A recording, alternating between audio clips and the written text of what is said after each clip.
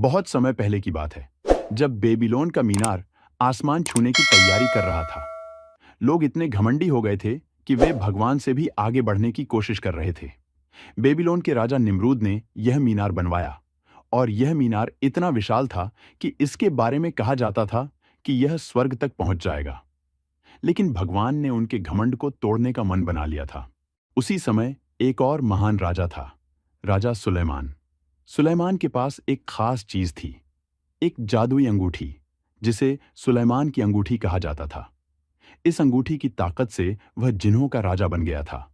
वह अंगूठी इतनी शक्तिशाली थी कि उसमें से निकलने वाले जिन्न सुलेमान के हर आदेश को मानते थे।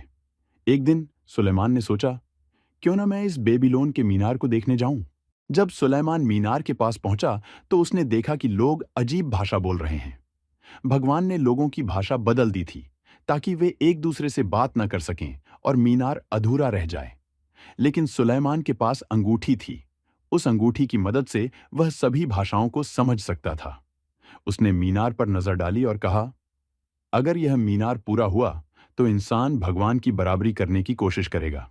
इसे रोकना जरूरी है। सुलेमान ने अपनी अंगूठी से सबसे बड़े जिन्न को बुलाया, जिन्हों का राजा। यह जिन्न इतना विशाल था कि उसकी परछाई से पहाड़ भी छिप जाते थे। जिन्न ने झुककर सुलेमान से कहा, आका, आपके आदेश की प्रतीक्षा है। सुलेमान ने आदेश दिया, इस मीनार को नष्ट कर दो और इन लोगों को सबक सिखाओ। जिन्हों का राजा तुरंत हरकत में आया। उसकी एक फूंक से मीनार के पत्थर हवा में उड़ने लगे। जैसे ही जिन्न ने अपना हाथ हिलाया, मीनार धराशायी होने लगा। लोग दहशत में भागने लगे। जो मीनार कभी आसमान को छूने वाला था, अब रेत के ढेर में बदल गया। लेकिन कहानी यहीं खत्म नहीं होती। बेबीलोन का राजा निम्रूद, जो खुद को भगवान मानता था, वह सुलेमान और जिन्हों के राजा से लड़ने की ठान चुका था। उसने अपने जादूगरों को बुलाया, जिन्होंने उसे एक अमर शक्ति दी। अब निम्रूद ने सुलेमान पर हमला करने का मन बना लिया था। लेकिन सुलेमान को यह मालूम था।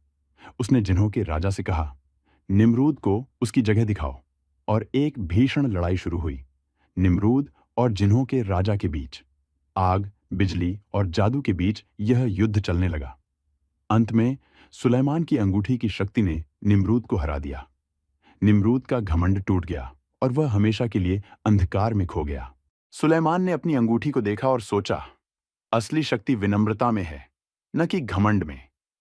यह कहानी हमें बताती है कि चाहे जितनी भी शक्ति क्यों न हो, घमंड का अंत निश्चित है।